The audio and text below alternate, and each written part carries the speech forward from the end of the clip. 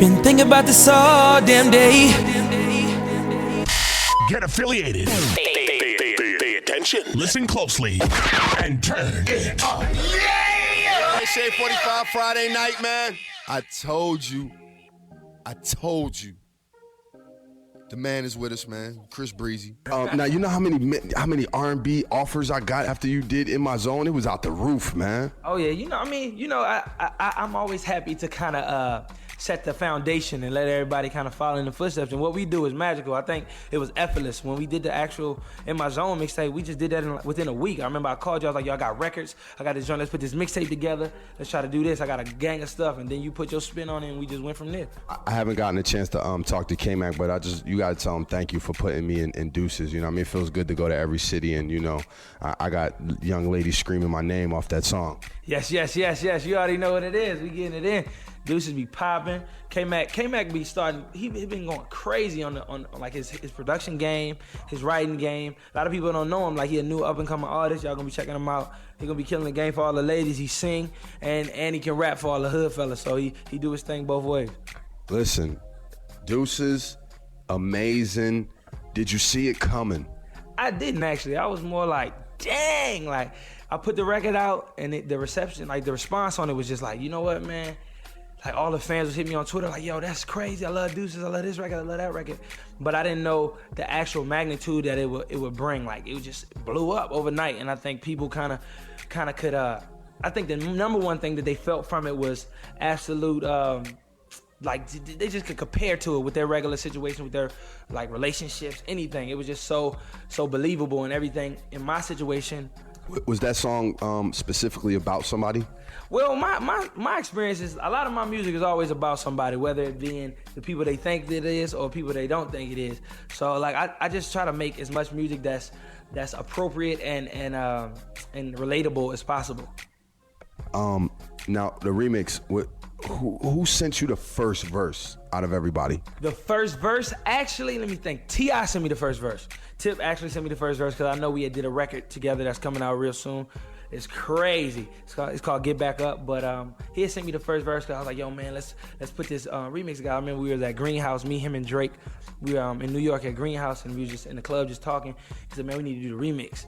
And so I got it from Tip. Then I called Drake the next week. I was like, man, hey, Tip just killed it. Man, what you gonna do? Send it in. Then from there, they put their flip on it, and it just was a monster after that. How did Andre 3000 come about? Andre, man, that was difficult because, you know, Andre is like, that's like trying to get to the president, you know? He's like one of my hip hop favorites. So I think how we got about, like, me and him had like the same A&R, the labels, and I've been like a part of the Jive, Sony BMG family for a long time, just as well as they have. And so we always had that cool camaraderie and rapport. So I got a chance to kind of touch base and call out and reach out for him like, yo, I always had my hopes, like, I didn't even have my hopes up. I was like, man, I know he's not gonna get on it, but I'm just gonna try it. And so I asked Mark Pitts to get in contact and hook it up. And he was just like, yeah. And from there, it was just a blessing. I think God definitely did that. I mean, it just feels good. I feel good to watch you, you know, in your moment right now, to have, you know, one of the biggest R&B records, and now really the biggest hip-hop record with the biggest names in hip-hop on it, you know what I'm saying? And now the argument is, you know, who came the strongest on that record, on your record? Dang, it's hard because I think everybody from, like, the regions that they come from brought and represented from where they at. Like, T.I. definitely represented from here, where he's from. You know, I think Andre did too. He always kills it. No, there's no comparison. Kanye is, like, top of the top, and I respect him as an artist, like, to the fullest. Like, I think he's incredible at what he does, and I think he's mastered that to a T. And he just went in, even if it was about his personal. He always paints a picture for you with his music and his lyrics. Drake, once again, 40 came in and retouched the track up, and it was great. Drake gave you Drake, you know, he gave you that hit and that stuff that women can relate to and understand when he speaks that. He's like the smooth talker on the record. Yeah. So he was killing it. Like, I think he did his thing. Rick Ross actually did a verse too. Rick Ross always gonna put that swag on it, put his different, you know what I'm saying, his different touches on it, show him why he's running things right now. Why didn't you rap on it though? That's the only thing I wanted to know. Cause when you know, In My Zone, you went in. Yeah. I think I wanted to kind of do an old school hip hop record and not try to fill the void of, okay, now's my chance to get my shine on as a rapper, because I want to also be respected as a musician and an entertainer all around. Like, I think my music and my rap can kind of coexist with each other, and I think when I do rap and when I do put out rap songs, it's either gonna be fun songs or just gonna be me giving people straight bars and great music. So I think with that, it's just gonna be a continuous like roller coaster. So I didn't want to put too much on the record. I'll say that for later. Get affiliated. Pay attention. Listen closely. And turn it up. Yo, Mr. Thanksgiving DJ Drama, trendsetter DJ Sense. Y'all know what it is, man. Chris Brown still with us. A lot of stuff to talk about, man. Breezy. Do you pay attention to the blogs and the media takeouts and all the sites? And I mean, I think all celebrities get a kick out of watching it. Like, I get a kick out of seeing what they're talking about. do you read the comments too? I mean, you do, but then you have to take the comments with a grain of salt. Because at first, I'll be honest, I used to hate reading the comments.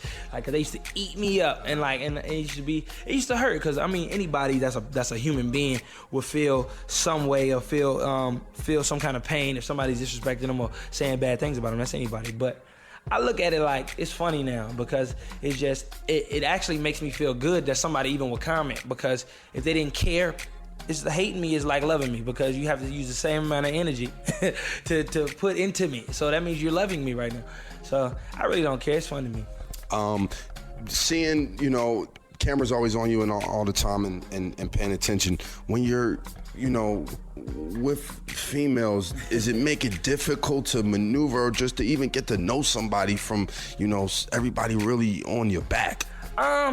Yeah, it is, but I kind of look at it like, yo, man, it's life. I mean, I'm not trying to look for anything serious at this moment. Like right now, my focus is my music, my album, my fans, touring, creativity as making me a bigger entertainer than what I am and making me elevate to the next level. But I think with females, like I always am gonna be surrounded by women. Yeah, I saw the picture with all the ones in the trunk though. That was nice. I mean, I do what I can. Yeah, you went overboard. Yeah, I mean, we all have fun, man. I just like to live. I'm 21, no strings attached, no tie, no ring on my finger. So I'm just trying to live, have fun. I still respect women, but I have fun at the same time. Yeah, respect is fun. Shout out to Tina Davis.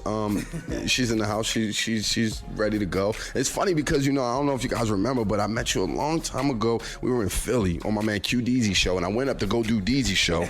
You know what I'm saying? I was feeling real hot. I had just really got hot, and I was home in Philly. And he said, "Yeah, Chris Brown is coming up," and you just had run it out and everything. I was like, oh, "Okay, cool." And then you got up there, and I got no attention whatsoever. Every phone call, I said, "Oh, this guy's out of here, man." I never forget that. And Tina was there. That's when we first met. C Breezy, man, in my zone 2. What's happening? Let's do it, man. I think we can give right now. I'm gonna put out some more singles. Let somebody get a feel for the Fame album. But I got like catalog, man. I got 200 to 300. I'm like Tupac in the booth.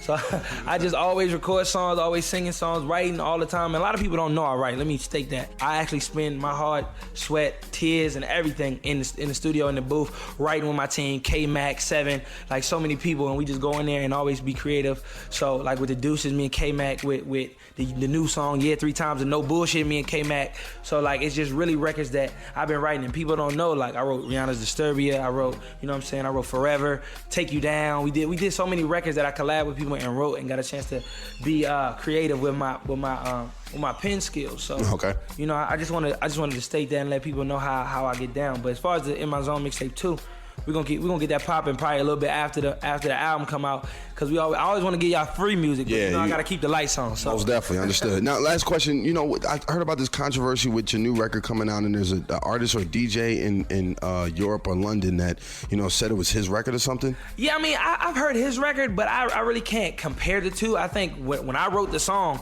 it had no lyrics and melody towards him. I don't know if that's the difference between the producer who did the actual track or the other one, but I think it's gonna be resolved, man. There's no disrespect, no hatred, no me trying to steal somebody's record, because that's not what I'm about. I don't need to jump on anybody's bandwagon or try to come up off somebody else. So like it'll be resolved. I mean, the record will come out, and it'll be something that I wrote. So it's not, if you listen to the 2 songs, it's 2 totally different songs. We just shot the video. It's incredible. Got a lot of got a lot of iconic moments in this video. It's a lot of stuff that people aren't seeing anymore as far as dance is concerned and as far as entertainment is concerned. So I just am totally focused right as of yet now. I'm just really just trying to go. I'm going full speed on the highway. Homie Chris Brown, man, I appreciate you. Congratulations on everything. You know what I'm saying? The fans and the people look forward to what's coming next. Yeah, so, man, I appreciate y'all, man. Drama, you already know we about to get it in. You've been rocking with me from day one. All the fans, I appreciate all y'all support. Thank y'all for rocking with me, even through my tough times to now. I can't look down no more. We looking straight up to the sky. We trying to go hard. At Chris Brown on Twitter. Make sure y'all follow me. I'm trying to get the 1.5 million followers. Get 1 million followers. Let's get it. So make sure y'all check me out. Follow me like Twitter, follow me like Twitter, follow me like Twitter, known everywhere that I say.